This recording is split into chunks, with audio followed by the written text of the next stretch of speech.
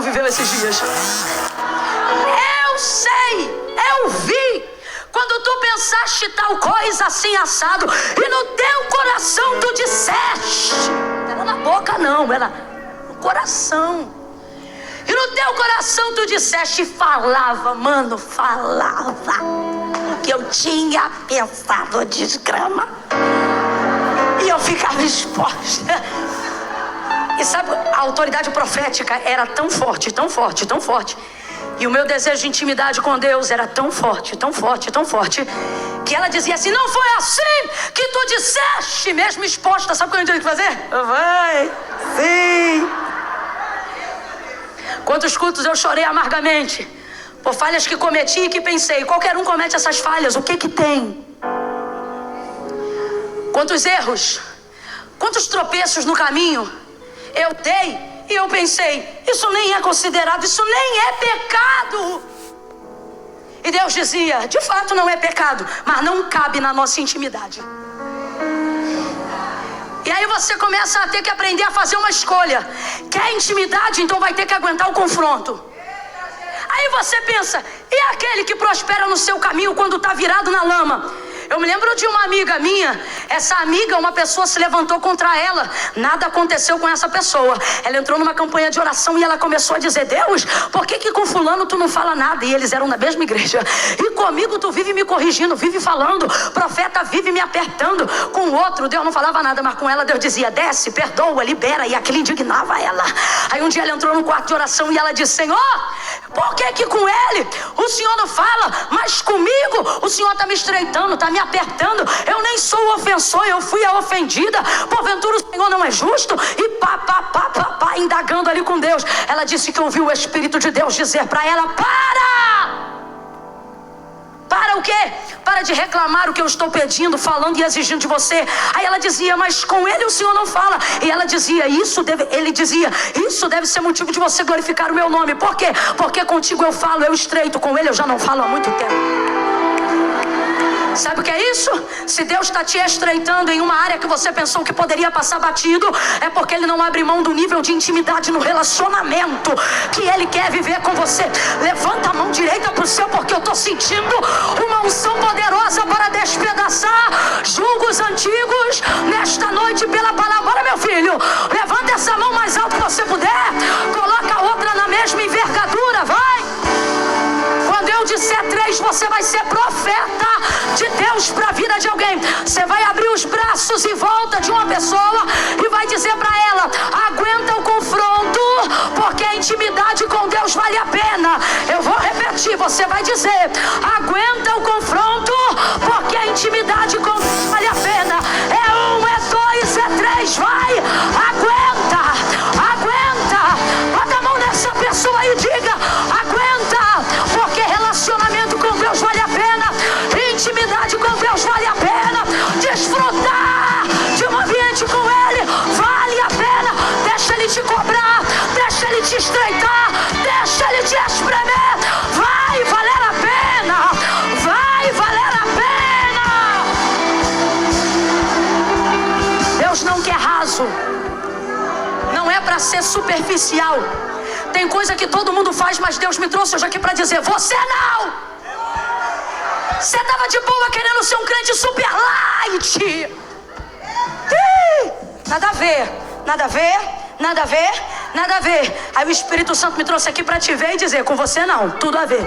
Tudo a ver, tudo a ver, tudo a ver.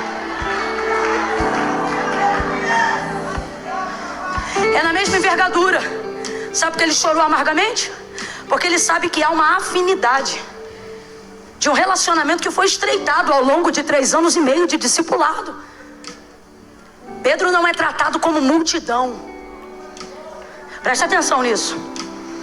O amor de Deus é igualitário a todos. Mas a forma de relacionamento não tem a ver com o amor dele por nós, mas com a forma como nós nos relacionamos com ele. Então é por isso que tem pessoas que acessam coisas das quais outras não acessam, porque não tem a ver com amor, tem a ver com relacionamento.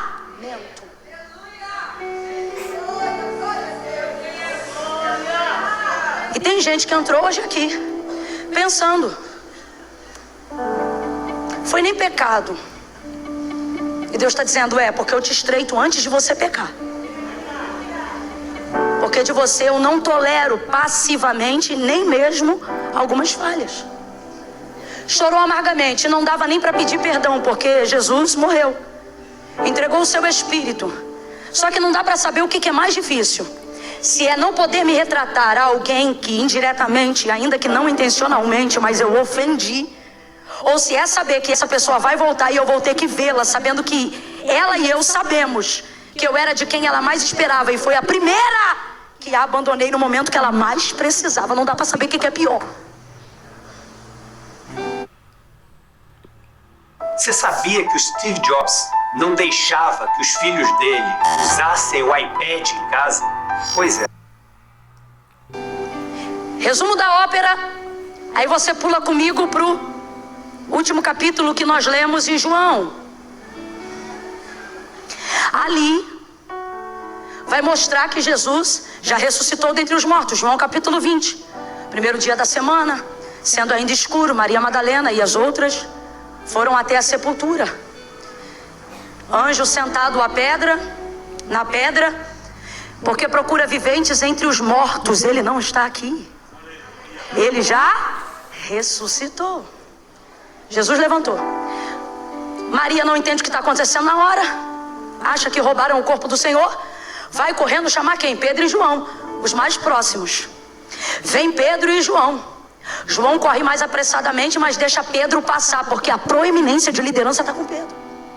Ele entra na sepultura, vê que está vazia, não sabe o que aconteceu, volta para casa onde estavam escondidos. Jesus estava no jardim, espera todo mundo voltar, honra a busca de Maria, encontra com ela e se apresenta depois de um tempo. Maria, eu quero ouvir sua voz, virando-se, disse: Rabone. O encontrou. Não me toque, não me detenhas agora. Vá, meus irmãos, e diga o que você viu. O quê? Ele está vivo. Ele não foi roubado, ele está vivo. Eu não fui sequestrado, eu estou vivo. Maravilha. Passa um período de 8 dias. E então Jesus agora vai se manifestar. Presta atenção, escuta isso aqui. Quando Jesus é bom, irmãos, ele é bom. Mas quando ele é terrível, ele é melhor ainda. Olha isso aqui. No capítulo 20 do Evangelho de Jesus, segundo escreveu João, você vai ver a primeira manifestação de Jesus aos seus discípulos depois de ter ressurgido dentre os mortos. Verso 19. Chegada a tarde daquele dia, o primeiro da semana, estando cerradas as portas do lugar onde estavam os discípulos, porque estavam com medo dos judeus, chegou Jesus, pôs-se no meio deles e lhes disse: Pai seja convosco. Pedro estava lá, sim ou não? Pedro estava lá, sim ou não? Bora, Pedro estava lá, sim ou não? Sim, Pedro estava lá. Jesus chegou logo naquele dia, naquele mesmo dia, apareceu na casa onde eles estavam. Pai seja convosco. Ele não foi confrontar ninguém, ele foi levar a sua paz.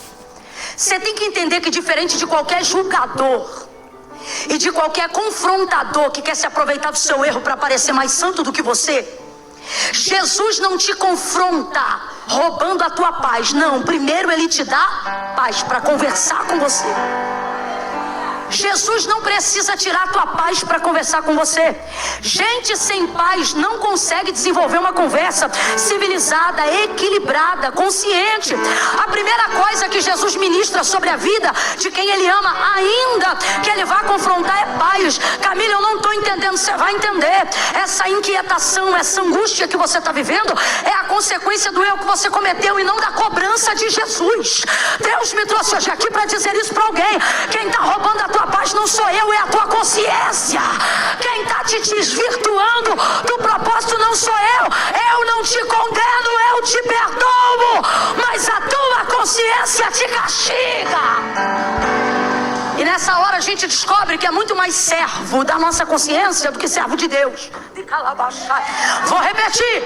São em momentos como esse que a gente descobre que é muito mais servo da nossa consciência do que servo de Deus.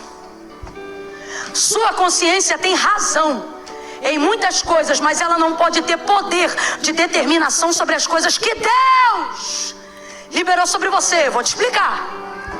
Olha o que o Senhor disse para Israel em dias de dificuldade do pecado de Israel. Eu sei que pensamentos tenho de vós, diz o Senhor, pensamentos de paz e não de mal, para lhes dar o fim que desejais. Presta atenção, Israel está toda errada, virada no pecado da idolatria. Deus poderia estar dizendo, eu vou destruir, vou acabar com vocês, como algumas vezes ele fez. Mas olha o que ele está dizendo, meus pensamentos a seu respeito são pensamentos de paz. Sabe o que ele está dizendo? A minha vontade não é exterminar vocês não, a minha vontade é ver em vocês arrependimento, cura, renovo, transformação, libertação. O que ele está dizendo é, meus pensamentos a seu respeito, apesar dos seus erros, não é crucificação, inferno, enxofre, não. Meus pensamentos a seu respeito são restauração, edificação, resgate. Eu só penso coisas boas ao seu respeito. Camila, e por que eu não me sinto assim? Por que eu me sinto mal? Por que eu não me sinto confortável quando o Espírito Santo me abraça? Por que ao invés de me render ao propósito de Deus, eu entrei num caminho de fuga? Eu tenho vontade de orar, mas não oro, porque eu não tenho cara para falar com Deus, Camila.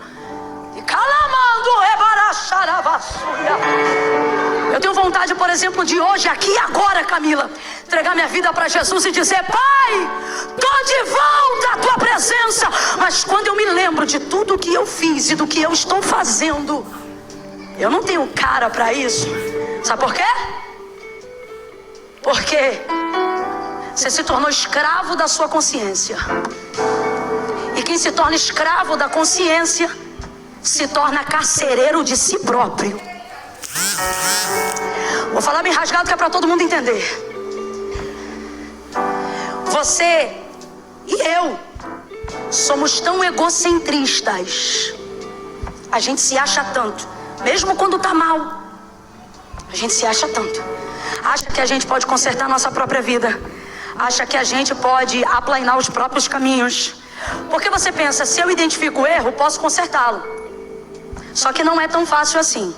Uma coisa é o que eu penso, outra coisa é o que eu sou capaz de realizar.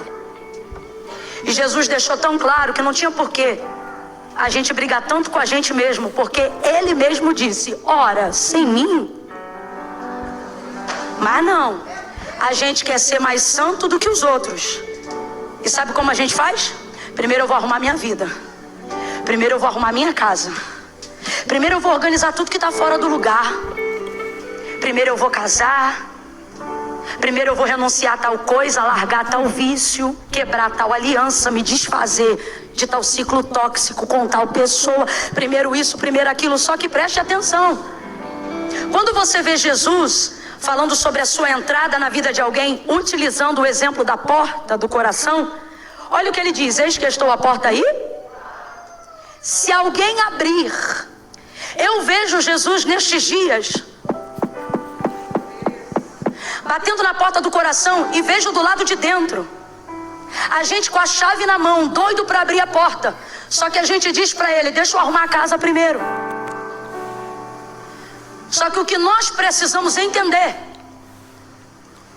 é que não há bagunça do lado de dentro, que Jesus já não a conheça, mesmo batendo do lado de fora. Então não é de Jesus que você quer esconder a bagunça. Você pensa que é capaz de limpá-la na sua consciência. E isso é perigosíssimo. Quem está acompanhando, diga amém. A quem o Espírito de Deus está dando discernimento nessa palavra, diga eu aqui. Vamos falar bem rasgado que é para todo mundo entender ainda melhor. John Piper tem uma frase que eu amo. Ele diz assim: se o Deus que você diz adorar nunca discorda de você, se o Deus que você diz adorar nunca te confronta, é bem possível que você esteja adorando uma versão idealizada de si mesmo e dizendo que é Deus. Com quem isso acontece, Camila? Com quem não percebe, mas passa a servir a sua consciência ao invés de servir ao seu Deus. Você se pune, você é a vítima e você também é o carrasco. Você é o réu e você também é o juiz. Aqui você faz Pix agora e paga só na próxima fatura, com a menor... O choro amargo de Pedro de certa maneira, é a manifestação de alguém que precisa ter a consciência do erro, sim ou não? Sim ou não? E eu não estou dizendo que o evangelho vai te abduzir, não. A orientação de Paulo, ou o que nós estamos fazendo aqui nessa noite, é que nós apresentemos ao Senhor o nosso culto racional. O que é um culto racional? Um culto que tem consciência do que fez, do que faz, de quem é e de onde vai chegar. Mas uma coisa é você ter consciência, outra coisa é você se tornar escravo dela. E Jesus te trouxe hoje aqui para dizer: está diante de ti a tua consciência e está diante de ti a palavra que eu liberei sobre você. Escolhe, pois, hoje quem vai governar a sua vida. Se é a minha palavra ou se são seus decretos. Se é a minha palavra ou se é a sua razão. Porque se é a minha palavra, não importa como você está. Vinde a mim todos vós que estáis cansados, oprimidos e sobrecarregados, e eu vos aliviarei. Eis que estou à porta e bato. Se alguém abrir, eu não vou falar mal dele, não. Eu vou entrar com ele, vou puxar a cadeira, vou sentar minha mesa e vou me alegrar com ele. Abra a porta do jeito que está. Bate na mão de dois aí, bate na mão de dois. Bate na mão de dois aí, diga: abre a porta do jeito que tiver. Abre a porta do jeito que tiver. Abre a porta do jeito que tiver. Do jeito que tiver. Abre a porta. Abre a porta do jeito que tiver. Deixa ele entrar. Deixa ele entrar. Abre a porta.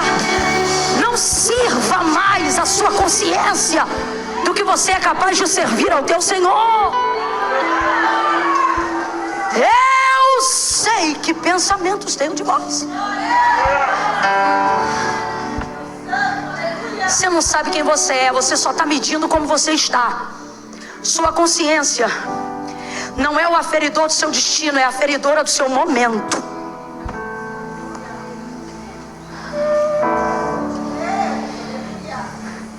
Agora preste atenção, para a gente encerrar aqui no capítulo 21. Você acha que Jesus está ofendido com Pedro? Alguém que consegue imaginar Cristo ofendido com alguém? Não, então, teve gente que não teve segurança para falar. Judas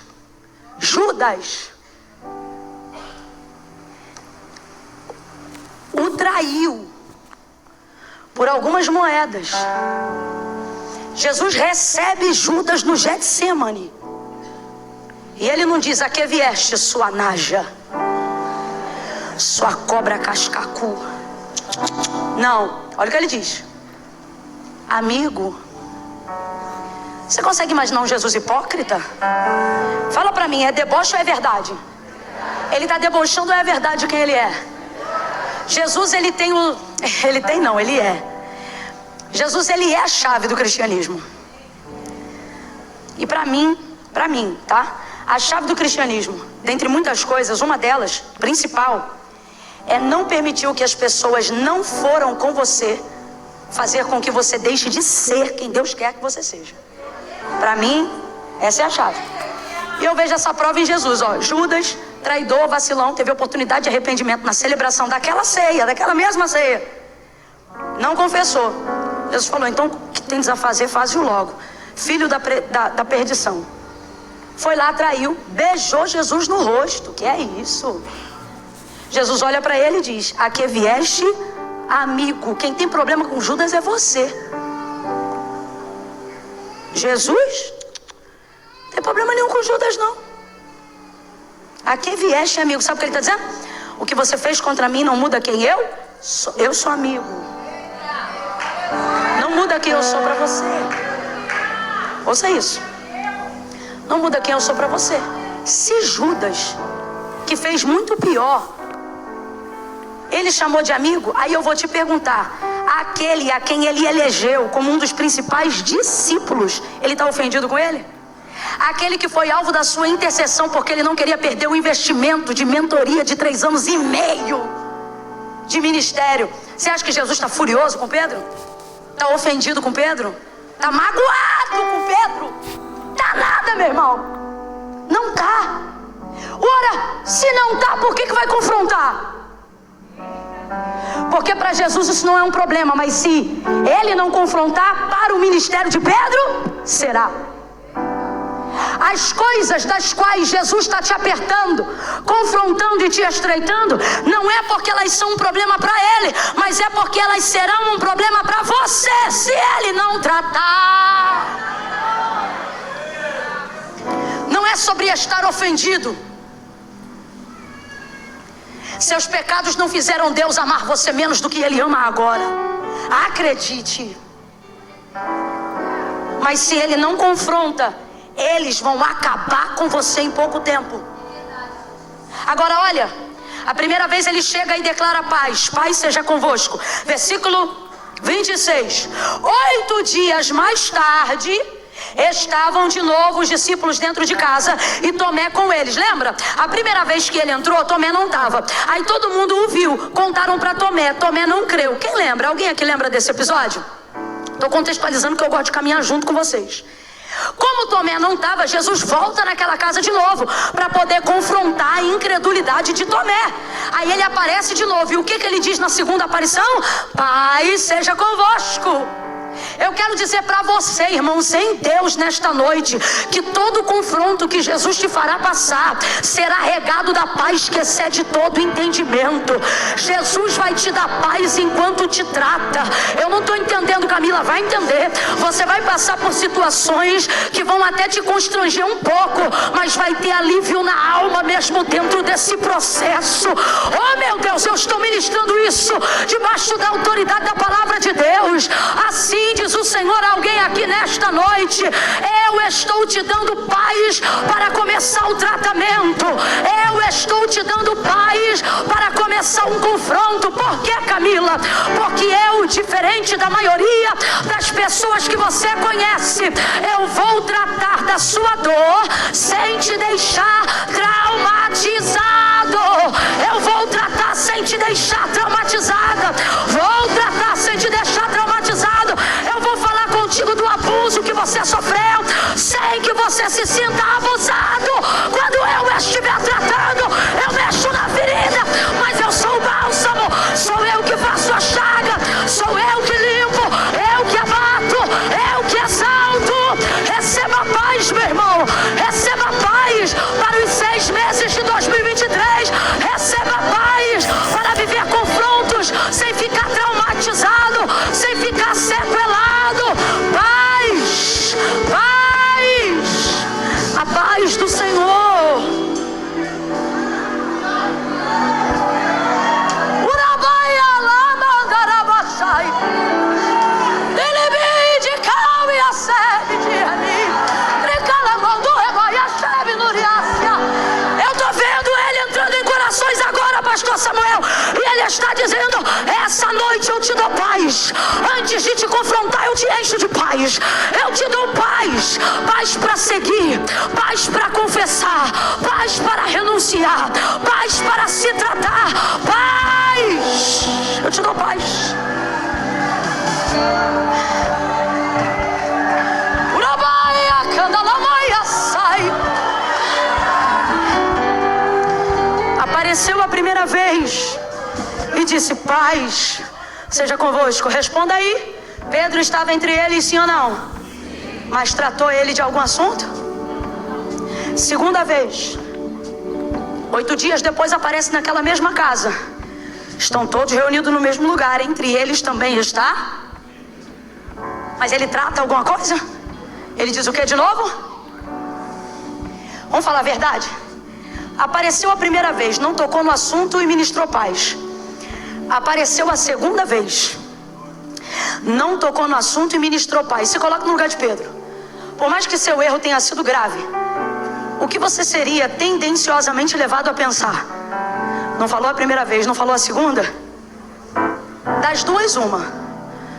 Ou eu já estou liberado, ou vai que nesse processo de morte e ressurreição, o que aconteceu antes, ele esqueceu, sei lá. Eu sei de uma coisa: enquanto Jesus não toca no assunto, Pedro é que não toca. Por quê? Porque às vezes, para botar para fora o que te apodrece e machuca por dentro, você precisa que alguém faça um esforço para te ajudar a tirar. É difícil expor o que te constrange. Irmãos, é muito difícil dizer para alguém: estou viciado em pornografia. É muito difícil dizer para alguém: traí minha esposa. É muito difícil dizer para alguém: traí meu marido. Irmãos, é difícil colocar para fora o que nos constrange. Julgar qualquer circunstância dessa é imaturidade. Meu marido tem uma frase que eu gosto muito. Ele diz assim: fora da experiência só existe mera especulação. Tudo que você fala sobre algo ou alguém sem ter vivido, por mais que pareça gabaritado para dizer, se você não viveu, é especulação. Não tem o mesmo nível de autoridade de quem tem experiência naquilo. Irmãos, você, por exemplo, pode pedir para qualquer pessoa orar pelo seu filho. Eu, por exemplo, você pode me pedir para orar pelo seu filho. Vou orar com toda a fé que eu tenho.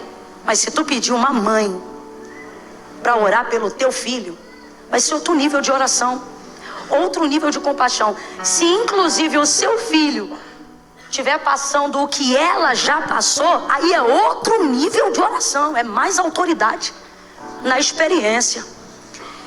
Então é muito fácil julgar os pecados dos outros. Sabe o que é mais fácil do que isso?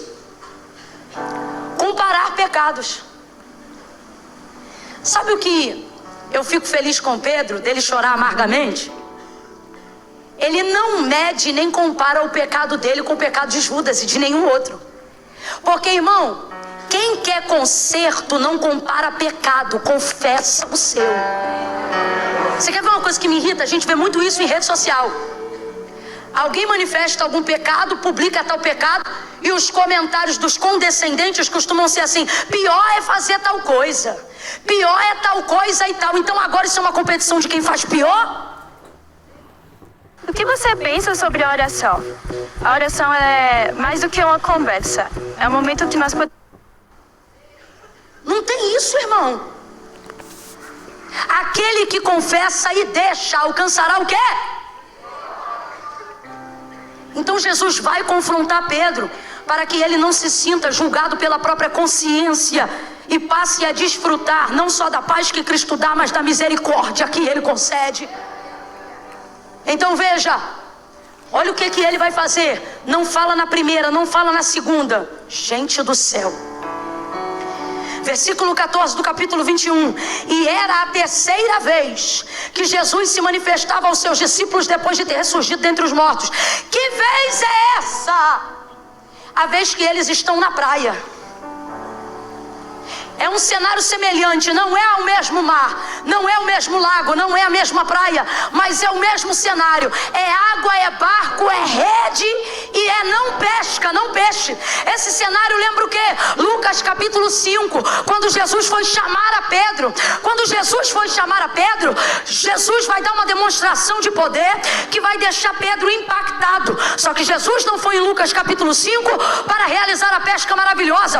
A pesca maravilhosa só aconteceu em decorrência do chamado de Pedro. Tanto é que depois de ter pego aquela quantidade de peixes, que o barco quase ia a pique, ele não ficou com peixe nenhum. O texto diz que largando a rede, os peixes e o barco, seguiu a Jesus. Depois que Jesus realizou aquele milagre da pesca maravilhosa, quando Pedro viu aquilo, ouça isso, quando Pedro viu aquilo, impactado, maravilhado e apavorado pelo poder de quem estava diante dele, ele não vai dizer glória, ele vai dizer: afasta-te de mim, Senhor, porque eu sou um homem pecador.